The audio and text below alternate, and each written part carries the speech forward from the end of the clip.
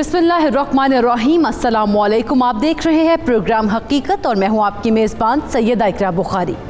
नाज़रीन, गलतफहमी वो आग का गोला है जिससे सिर्फ रंजिश, बेहिसी, कता ताल्लुकी, इंतकाम और जुदाई जैसे शोले उभरते हैं और ये शोले इस कदर ख़तरनाक हैं कि उनसे हज़ारों घर और लाखों इंसान तबाह हो चुके हैं। और गलत फहमी की आग अगर वक्त पर ठंडी ना हो तो सिवाय पछतावे की राख के इंसान के हाथों में कुछ बाकी नहीं आता।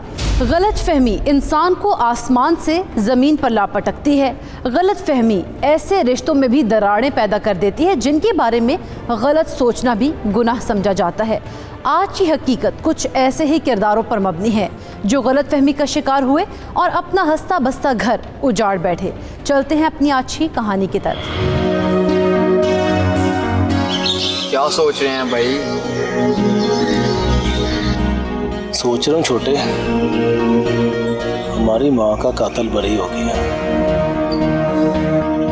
अब उसके साथ क्या किया जाए?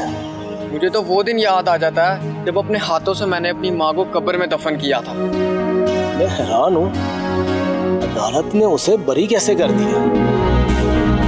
मेरी माँ की रूह तड़पती होगी कि कब उसके कातिल को उसके पास भिजवाऊंगा। मैं तो चाहता हूँ कि उसे ऐसी मौत मारी जाए कि उसकी जान भी ना निकले और उसे दर्द भी होता रहे। ऐसा ही होगा, लेकिन इससे पहले मुझे एक काम और करना है। वो क्या भाई? दुकान के कागज चाहिए मुझे, जो मेरे छोटे भाई राशिद के नाम है। हाँ, और जो जमीन राशिद भाई के नाम है ना, वो भी हमारे नाम ही होनी चाहिए। यही तो मैं सोच रहा हूँ, जमीन के कागज और दुकान के कागज हासिल कैसे किया जाए? जब तक हमारी माँ का कातिल हमारा बाप जिंदा है ना, वो ऐसा होने नहीं देगा, क्योंकि वो अपने बेटे राशि से जो इतना प्यार करता है। जितना प्यार करना है कर ले राशि से, दुकान तो मैं हासिल करके ही रहूंगा, चाहे उसके लिए मुझे अपने बाप की लाश से ही क्यों न गुजरना पड़े। ऐसे हमारी माँ के कत्ल का बदला भी पूरा हो जाएगा और दुकान भी हमारे नाम हो जाएगी। बिल्कुल सही कह रहा है तू छोटे, आगे देख होता है क्या।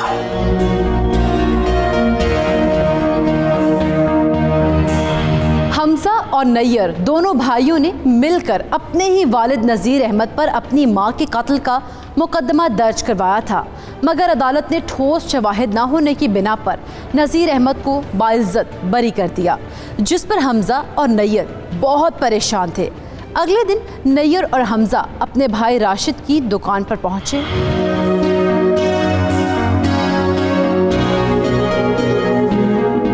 तुम लोग यहाँ? जी, हम यहाँ सोच रहे थे अपने भाई की खैर खबर ही ले लें। हमजा, तुम बहुत बड़ी गलती कर रहे हो इस शैतान के कहने में आकर। ये तो वक्त ही बताएगा कौन गलती पे है और कौन सही। आ गया फिर तुम्हारा बाप जेल से रिहा होकर। हमजा, तुम इससे बात करो, तुम्हारा भी बाप है। चुप कर। हमारे लिए वो शख्स उस दिन ही मर गया था जिस दिन उसने हमारी माँ का कत्ल किया था।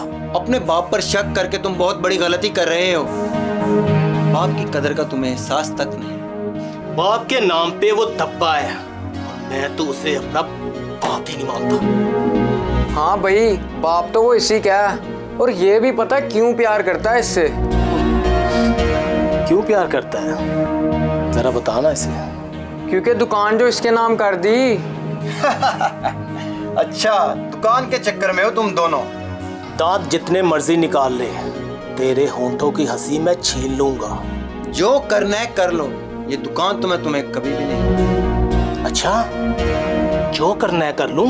हाँ हाँ भाई रहने दो ना, फिर से अपने बाप के पीछे दालतों में घूमेगा और फिर सफाइयां देता फिरेगा।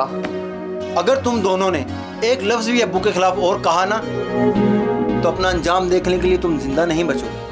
अच्छा, तो फिर हमें यही मार दे, क्योंकि हम अपने बाप से अपनी माँ के कत्ल का बदला जरूर लेंगे। देखो भाई, डर गया। आज के लिए इतना ही काफी है। आजा चलिए।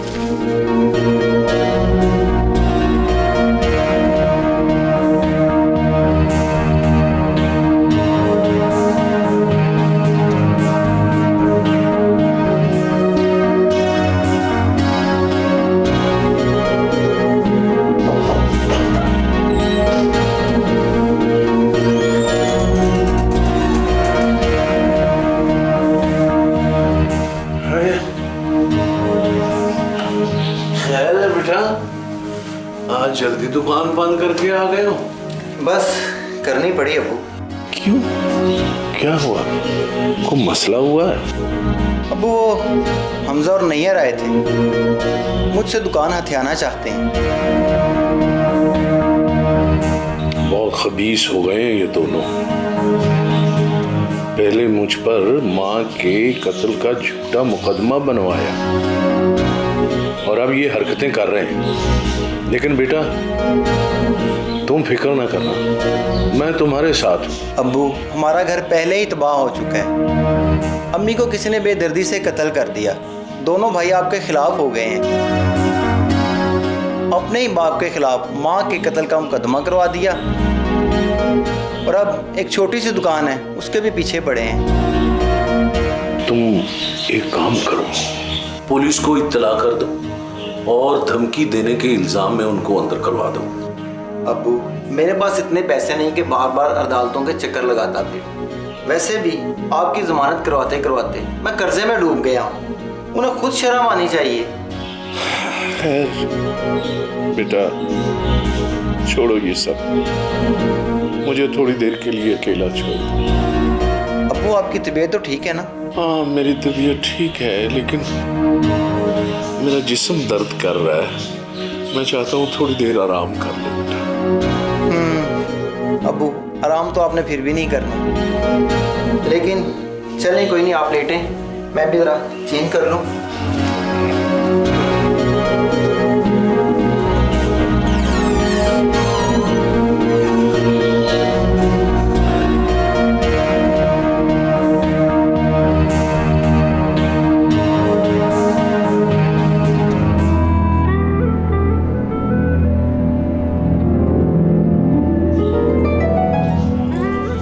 नज़ीर, नज़ीर, नज़ीर उठो, तुम अभी तक सो रहे हो। जमीला तुम आ गई हो? जमीला कैसी हो तुम? मेरा हाल छोड़े, तुम परेशान क्यों हो? जमीला तुम अपने बच्चों को समझाओ, नैयर और हमजा को। वो समझते हैं कि मैंने तुम्हें कत्ल किया है। तुम उन्हें समझाओ कि तुम जिंदा हो। नादान है, उन्हें पता नहीं कि हम दोनों ने कितना अच्छा वक्त गुजारा है। हाँ जमीला, उन्हें वाकई नहीं पता तुमने तो मेरी गुर्बत में भी मेरा साथ नहीं छोड़ा। रूखी सुखी खा के तुमने गुजारा किया। मेरी बेटी हिफ्सा कैसी है? कॉल करके उसका हाल ही पूछ लो। मैं आज ही उसे कॉल करूंगा। असल में जमीला तुम्हारे बेटों की दी हुई परेशानियों में डूबा रहा, इसलिए मैं उसका हाल नहीं पूछ सका हूं। बेटी जहां भी हो ना, अपने माँ बाप से कभी जुदा नहीं होती। तुम ठीक कहती हो। तुम्हें याद है जमीला, इन बेटों की खातिर हमने कितनी दुआएं और कितनी मन्नतें मानी, लेकिन आज मैं सोचता हूं कि काश हमारे घर में बेटियां ही पैदा होती, बेटे ना होते। औलाद की आजमाइश बहुत बड़ा इम्तिहान है। जमीला तुम नैयर और हमजा को जाके समझाओ कि तुम जिंदा हो, तुम उनके पास हो। अब वो ये समझते हैं कि मैंने तुम्हें मार डाला है। अच्छा मैं समझा दूंगी, तुम फिक्र मत करो। मैं अब तुम्हारे लिए कुछ खाने के लिए लेके आती हूँ। जमीला सुनो, जमीला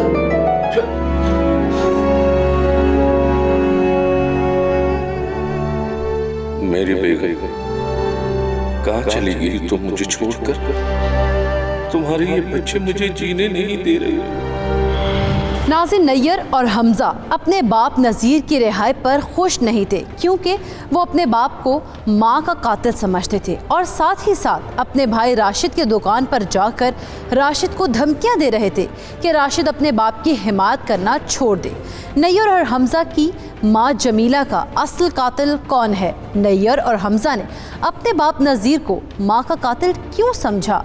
क्या नज़ीर की बेटी हफ्सा भी बाप को अपनी माँ का कातिल समझती है? नैयर और हमज़ा अपने भाई राशिद से जायदाद हथियाने के लिए क्या करने वाले थे? ये सब आपको दिखाएंगे after a short break. Welcome back. Nazin, break पर जाने से पहले हमने देखा कि नैयर और हमज़ा ने अपने बाप नज़ीर के खिलाफ अपनी माँ के कत्ल का मुकदमा दर्ज करवाया, मगर अदालत ने उसे बाइज्जत बरी कर दिया, जिस पर दोनों भाई सीखपा हो गए और अपने भाई राशिद को अपने वालिद नज़ीर के खिलाफ भड़काने लग गए। नज़ीर अहमद अपने बेटों के इस रवैये से बहुत परेशान थे, मगर अब देखना यह है कि उनके बाप ने बेटों के दरमियान ये तलखी और रंजिश कब तक बरकरार रहती है। क्या ये एक दूसरे को समझ पाएंगे और जमीला का असल कातिल कौन था?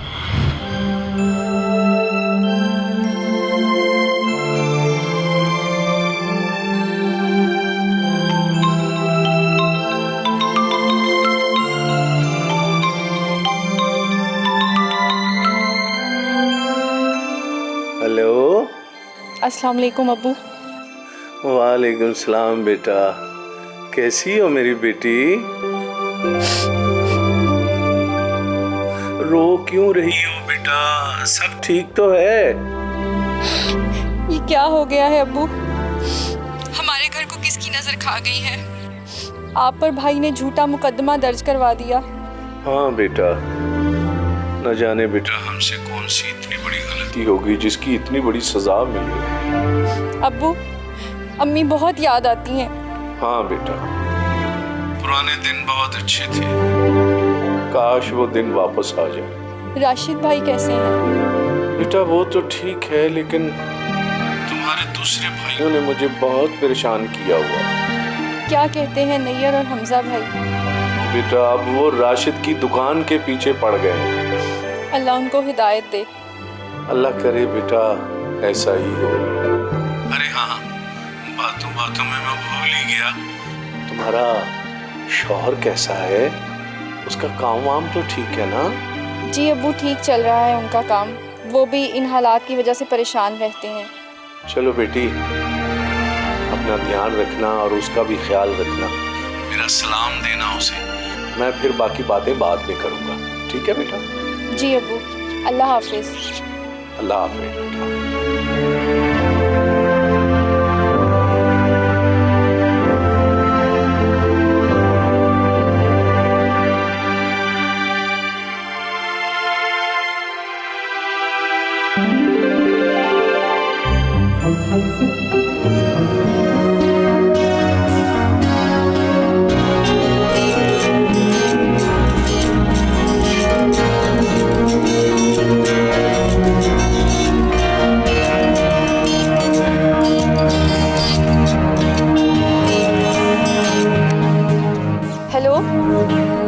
अस्सलाम वालेकुम भाई। वालेकुम सलाम। कैसे हो आप? फ़ोन क्यों किया आपने? भाई मेरी आज अब्बू से बात हुई थी, वो बहुत परेशान हैं। तो मैं क्या कर सकता हूँ तुम्हारे बाप के लिए? वो मेरे ही नहीं आपके भी बाप हैं। उस शख्स से मेरा कोई ताल्लुक नहीं, वो मेरी माँ का कातिल है। वो सिर्फ मेरी ही नहीं आपकी भी माँ थी, और अब्बू ने उसे क्यों कत्ल करना है? यही तो बात तुम लोग समझ नहीं पा रहे। तुम लोगों की अकल में पर्दा पड़ चुका है, वरना तुम लोग उसकी हिमायत न करते। अकल आप इस्तेमाल नहीं करे और अब आप राशिद भाई की दुकान के पीछे पड़ गए हैं। झूठ बोल रहा है राशिद। झूठ आप बोल रहे हैं। मुझे डर है कि कहीं छोटी सी दुकान के लालच में आप अपना नुकसान ना कर लें।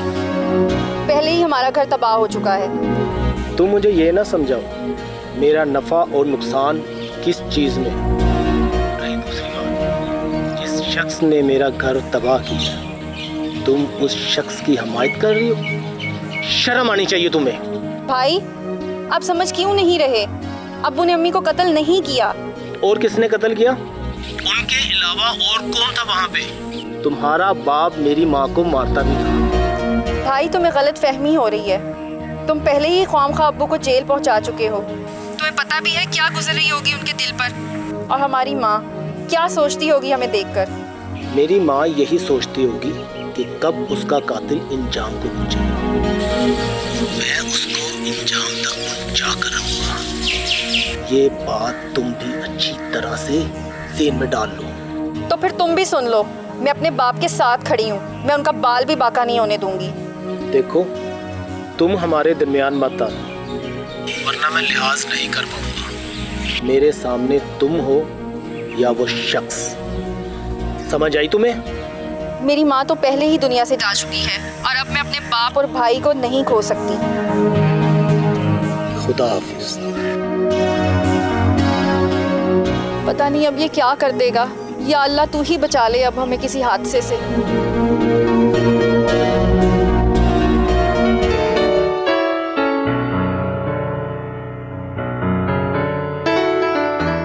आप आगे? हाँ, मैं तो कब का आया हुआ हूँ। तुम्हें मुबारक हो। अच्छा। हाँ, तुम्हारा बेटा राशिद, उसने अब अपनी दुकान खोल लिया, काम शुरू कर दिया। अल्लाह का शुक्र है, चले एक बेटा तो कमाने वाला हुआ।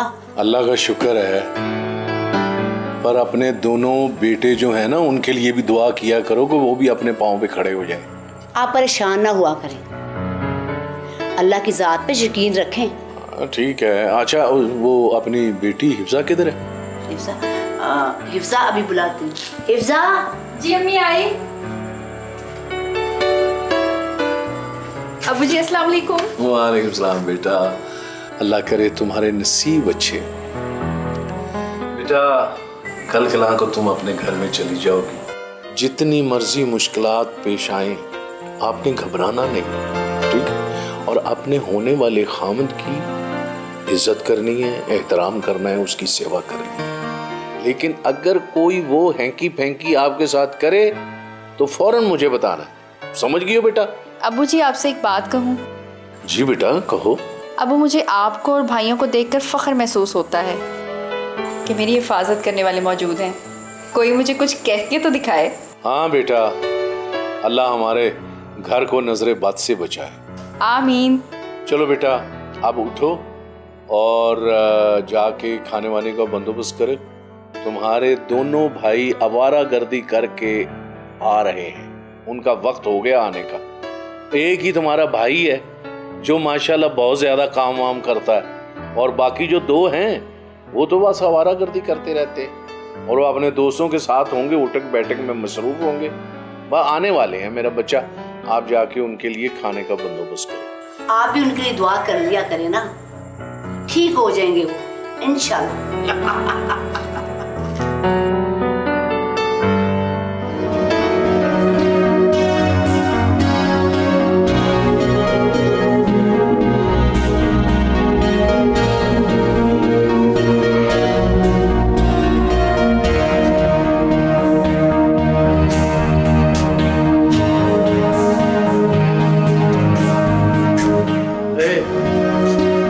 सारी रात कहाँ थे तुम?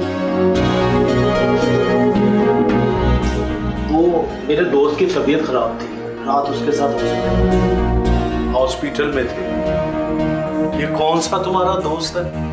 हसन, जो पीछे गली में रहता है। अच्छा, यानी रोज कोई ना कोई तुम्हारा दोस्त अस्पताल में होता है? शर्म करो कुछ। घर में जवान बहन है और अपनी हरकतें देखो। मैं जो कह रहा हूँ सच कह रहा हूँ, लेकिन आपको तो हमेशा मुझ पे शक ही रहता है। अच्छा, तुम जो कह रहे हो वो सच है, और मैं सिर्फ तुम पर शक कर रहा हूँ, है ना? राशिद, राशिद जी, मुझे सही सही बताओ, ये नैयर सारी रात कहाँ था? भाई नैयर को ढूंढता हुआ कल रात जब मैं मलिक साहब के डेरे पे गया तो भाई वहाँ बैठा ताश खेल रहा था। ये बात तुमने रात को क्यों नहीं बताई? अब्बू, रात को जब मैं घर वापस आया तो आप सो चुके थे। नैयर साहब, सुन रहे हैं आप? ये हैं लक्षण तुम्हारे? ऐसे चलते हैं घर, ऐसे करती हैं औलादें? कुछ हया करो, शर्म करो। आपको तो राशिद की हर बात पे यकीन आ जाता है, और इसको तो आपने दुकान भी बना के दे दी। क्या दिया मुझे? अच्छा, उसे दुकान बना दी। उसे इसलिए मैंने दुकान बना के दी है कि मुझे पता है कि ये पैसे उजाड़ेगा नहीं, कमाएगा। और तुम भी को हुनर सीख लो, मैं तुम्हें भी दुकान करवा के दे सकता हूँ। आपका तो बस यही बेटा है नहीं?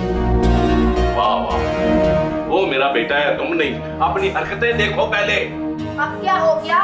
क्या बिगड़ गया? बिगड़ गया तुम्हारा बेटा, समझाओ इसे कुछ। आप तो नैयर के पीछे पड़े रहते हैं। चलो बेटा, मैं तुम्हें खाना दूँ। हाँ, ले जाओ इसे, हाँ। खिलाओ इसे खाना। हाँ मेरा बेटा। तुम्हारी जैसी माएं जो होती है ना, वही औलादों को ऐसे बिगाड़ कर बस करे, खिलाओ। बस करे।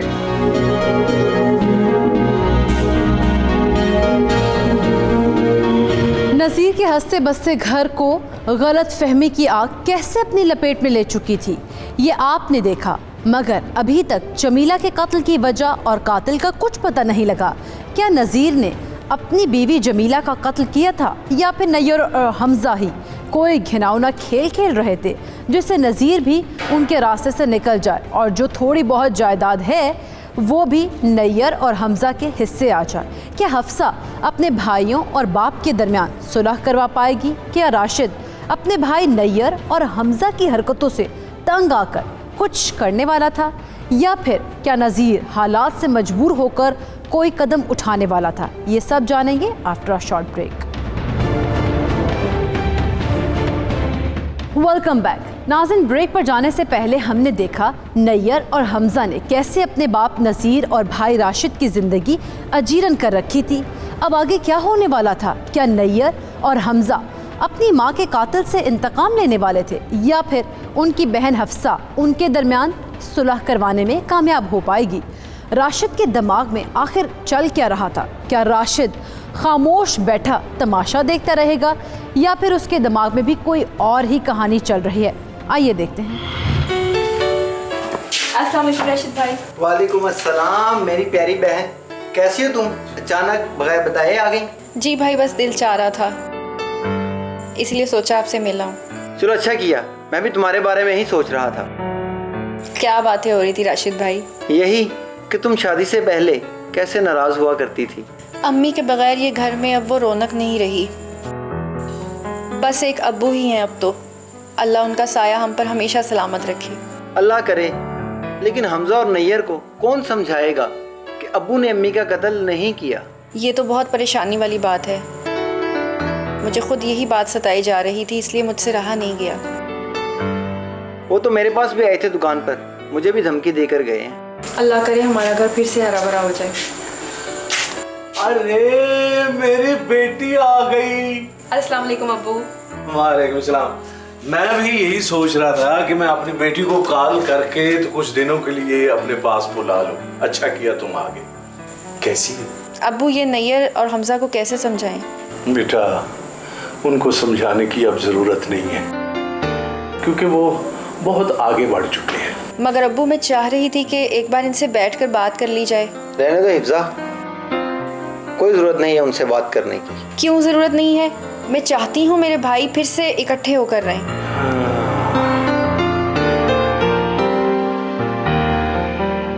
तुम्हें पता है बेटा, उसने अपनी माँ के कत्ल का झूठा मुकदमा मुझ पर डलवाया और मुझे कोर्ट कचहरियों में घसीटा। एक बाप के लिए और जिल्लत का मकाम क्या हो सकता है कि उसकी औलाद उसे कोर्ट कचहरियों में घसीटती फिरे। अब्बू जी, मुझे पता है कि आपका बहुत दिल दुखा है, लेकिन है तो वो आपकी ही औलाद। बात करने में क्या हर्ज है? अब्बू, अगर हिफ्जा इतनी जिद कर रही है तो इसे एक बार कोशिश कर लेने दें। देखो बेटा, जैसे तुम्हारी मर्जी। मैं तो अपनी बीवी के जाने के बाद टूट चुका हूँ। क्या कहती हैं आप राशिद भाई? मैं नैयर भाई से एक बार बात कर लूं? हिफ्जा, जैसा तुम चाहो। भाई, एक बार कोशिश करने में क्या हर्ज है? ठीक है, लेकिन तुम नैयर की बजाय हमजा से बात करना। वो ना समझ है, शायद वो उसको समझा ले। ठीक है, मैं आज ही हमजा से बात करती हूँ।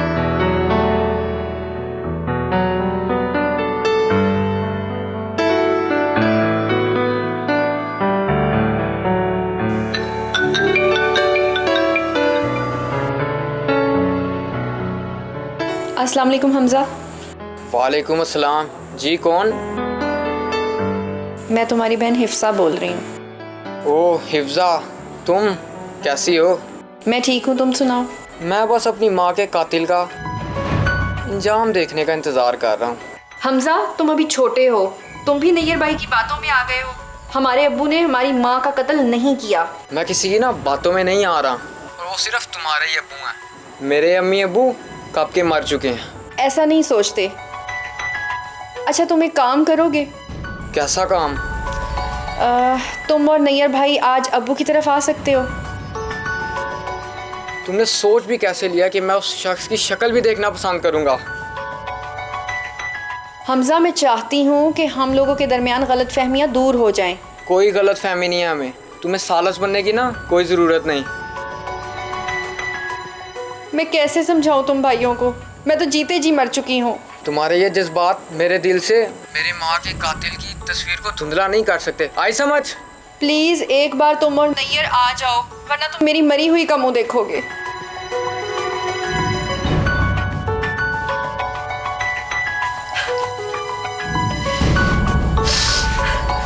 क्या?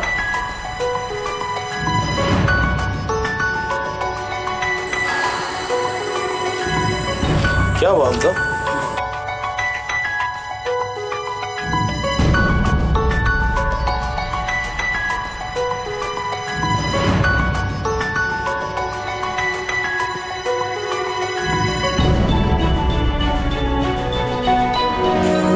बेटा, मैंने तुम्हें कहा था कि उसे कॉल करने की जरूरत नहीं है। अब वो बहुत दूर निकल चुके हैं, अब उनके वापस आने का कोई रास्ता नहीं।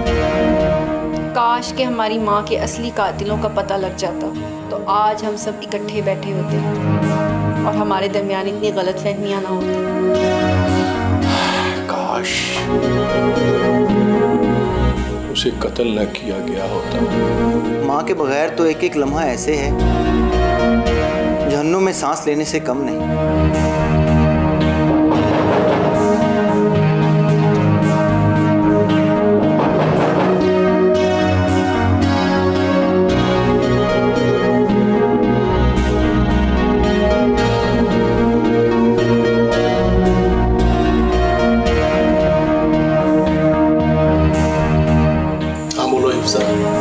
क्यों बुलाया हमें यहाँ? हिफ्जा, हम तुम्हारी लाश रखने के लिए यहाँ पर आए हैं, वरना हमें कोई शौक नहीं।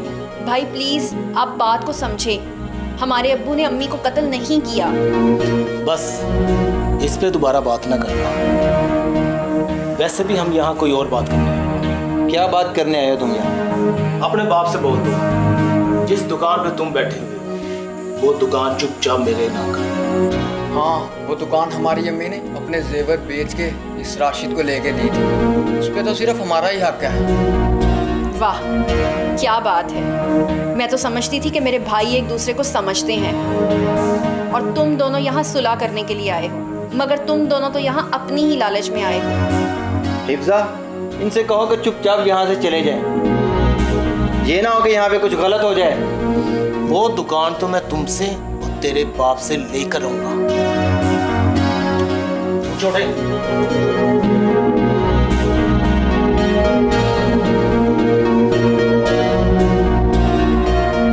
चुप हो जाओ, कोई जरूरत नहीं है रोने की, सब ठीक हो जाएगा।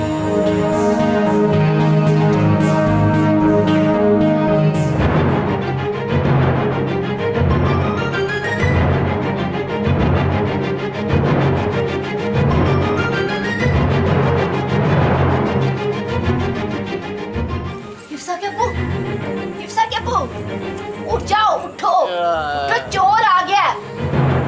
उठो, उठ जाओ। क्या हुआ? चोर आ गया हमारे घर। चोर कहाँ आ गया? अंदर घुस गया चोर। जल्दी जाओ।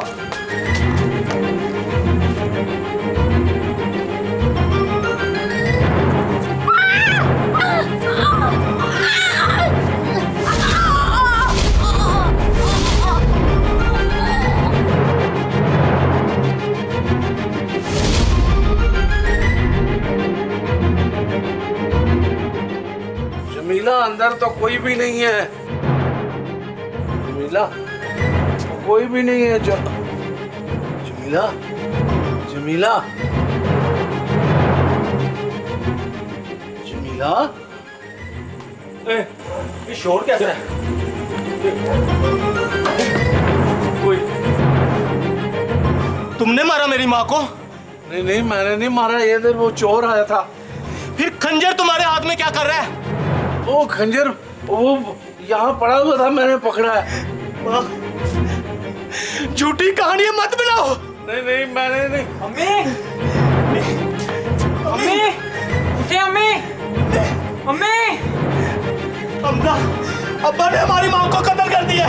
क्यों मारा हमारी माँ को? नहीं नहीं मारा, मैंने अम्मी! नहीं मारा। तुम्हें गलत उठे फहमी। अम्मी! वो इधर चोर आया था। अम्मी, उठे अम्मी, अम्मी, अम्मी। नाज़िन, नैयर और हमजा की मां को उनके बाप नज़ीर ने नहीं बल्कि एक डाकू ने कत्ल किया था और मौके से फरार होने में कामयाब भी हो गया था। मगर नैयर और हमजा को अभी भी यही लग रहा था कि कातिल उनका बाप नज़ीर है और राशिद के पास जो दुकान है उन पर भी नैयर और हमजा अपना हक समझते थे।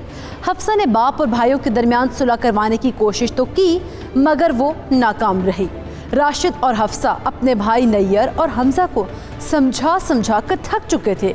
अब क्या राशिद कोई ऐसा कदम उठाने वाला था जिससे नज़ीर के दुख में मज़ीद इजाफा होने वाला था? जायदाद का लालच नैयर और हमजा को किस हद तक ले जाएगा, ये आपको दिखाएंगे एक ब्रेक के बाद। Welcome back. नाज़िन, जैसे कि ब्रेक से पहले आपने देखा कि नैयर और हमजा किस कदर अपने भाई राशिद और बाप नज़ीर के खिलाफ बरसरे पैकार थे। वजह सिर्फ एक गलत फहमी थी। अब देखते हैं कि नैयर और हमजा जायदाद के लालच और अपनी मां के कत्ल के इंतकाम की आग में किस मंजिल की तरफ चलने का सोच रहे थे जहां से वापसी नामुमकिन है। नाज़िन, नज़ीर के साथ ऐसा क्या होने वाला था कि वो मंजर देखकर कोई भी बाप औलाद ना होने की फरियाद करने लग जाए, ये सब जानते हैं मगर उससे पहले रिपोर्ट देखिए।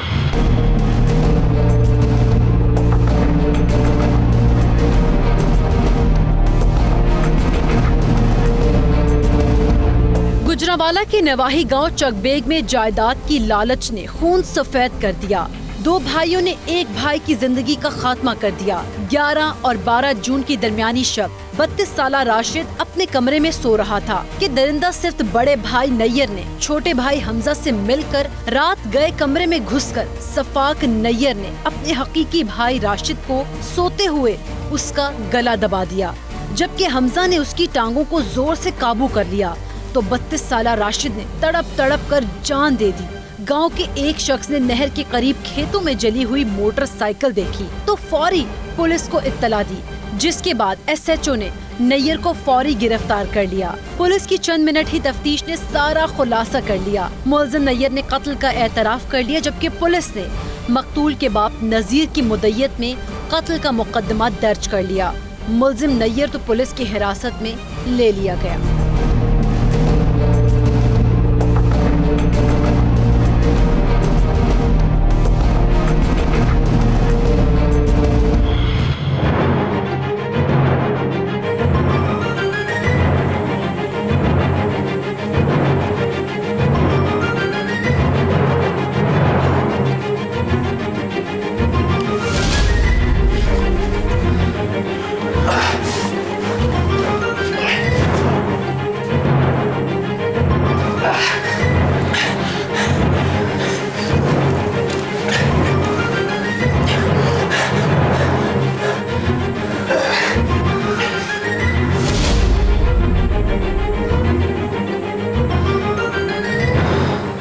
लगता है राशिद मर गया। मर गया बेचारा। अब रख ले माँ के जेवरों की बनाई हुई दुकान। इसे ठिकाने कैसे लगाएं? इसे उठाए चुपके से बाहर ले चलते हैं। मालिदार सो रहे हैं इस टाइम।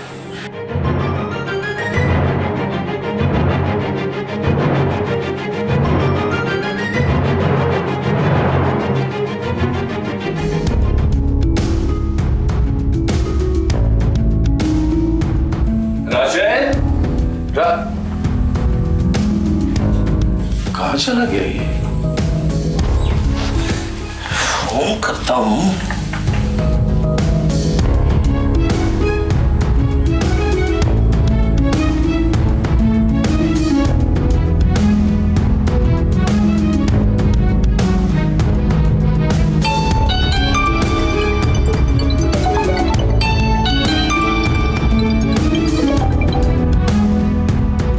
मोबाइल उसका यहाँ पड़ा हुआ है, खुद यहाँ से गायब है। कहाँ गया होगा ये? कमाल है, बगैर बताए निकल गया कहीं। हिफ्जा से पूछता हूँ। हिफ्जा, हिफ्जा बेटी। जी अबू, क्या हुआ? राशिद बेटा किधर है? वो दुकान पे तो नहीं चला गया? नहीं अबू, राशिद भाई अगर दुकान पर जाता तो मोबाइल साथ लेके जाता, और राशिद भाई नाश्ता भी करके जाता है। हाँ, मोबाइल तो उसका यहाँ पड़ा हुआ है और फिर बगैर बताए वो चला गया है। तुम्हें बता के नहीं गया? कमाल है, बगैर बताए कहाँ चला गया होगा। खैर तुम फिक्र ना करो, आराम करो तुम, मैं बाहर जाके देखता हूँ।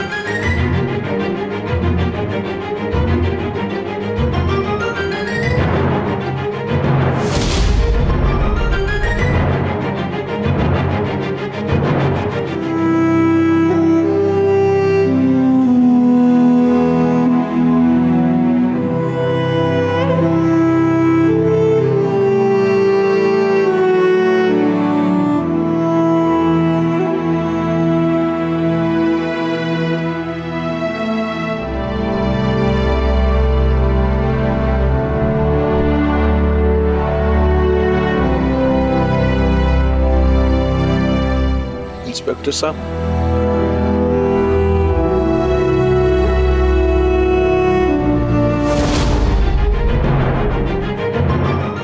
ये वही था ना राशिद, जिसके साथ मिलकर तूने मेरी माँ का कत्ल किया था? हाँ? नहीं नहीं, मैंने और राशिद ने मिलकर तुम्हारी माँ को कत्ल नहीं किया। वो को कम वक्त और था। खंजर तुम्हारे हाथ में था उस वक्त। हाँ, मगर वो मैंने गलती से पकड़ लिया था। गलती से? हाँ। तो गलती से ही तुम्हारा बेटा चेहरा इसका मुसवार करके इसके जिस्म के 2 हिस्से कर दिए। तुम दोनों को कोई गलत फहमी हुई है। खड़े क्यों हो? मार दो अपनी माँ के कातिल को।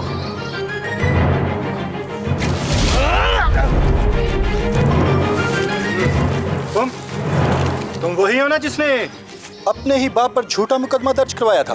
झूठा मुकदमा? तुम कैसे कह सकते हो वो झूठा मुकदमा था? क्योंकि इस केस की फाइल कल मैंने खुद ही क्लोज करवाई है। क्लोज? मतलब ये कि तुम्हारी माँ को कत्ल करने वाला डाकू कल गिरफ्तार हो चुका है और उसने इतराफ़े जुर्म भी कर लिया। क्या? मेरी माँ का कातिल ये नहीं है? नहीं, बल्कि इन्होंने तो खुद उस डाकू के खिलाफ दरख्वास्त दी थी। ओ मेरे खुदाया, ये क्या हो गया हमसे? नवाज, जी सर, ले चलो इन्हें। इन्हें भी पता चले कि बाप की कदर कैसे की जाती है।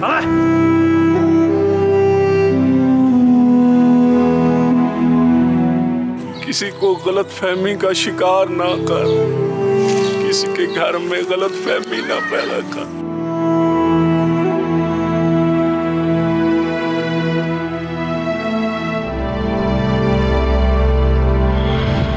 नाज़रीन, गलतफहमी ने दुनिया में कई घर तबाह किए हैं, हज़ारों दिलों में रंजिशें पैदा की हैं। शैतान सबसे पहले दिलों में वसवसे पैदा करता है।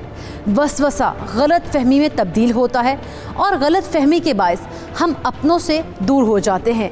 इसी गलतफहमी ने नज़ीर के घर को भी उजाड़ कर रख दिया। नज़ीर की बीवी को एक डाकू ने कत्ल कर दिया। नज़ीर का बेटा राशिद उसके अपने ही बेटों हमज़ा और नैयर के हाथों बेदर्दी से मौत के मुंह में चला गया। नैयर और हमज़ा उम्र कैद या फांसी के मुंतज़िर हैं। ऐसी कहानियों को आपके सामने लाने का मकसद सिर्फ एक ही है कि हम ऐसे लोगों और जुराइम से सबक सीखें और एक अच्छे मुआशरे की तश्कील में अहम किरदार अदा कर सकें। नाज़रीन, जॉन एलिया ने क्या खूब कहा है, एक ही हादसा तो है और वो ये कि आज तक बात नहीं की गई, बात नहीं सुनी गई। आप भी अपनों को वक्त दें। अगर कोई गलतफहमी हो जाए तो कोशिश करें कि इस गलतफहमी को फौरी तौर पर दूर करें ताकि गलतफहमी की आग से कोई शख्स या घर तबाह ना हो। अपने इर्द गिर्द होने वाले जुराइम के खिलाफ आवाज़ बुलंद करते रहें। मिलेंगे एक और तल हकीकत के साथ। तब तक के लिए अपनी मेज़बान सैयदा इकरा बुखारी और टीम हकीकत को दीजिए इजाज़त। अल्लाह निगहबान।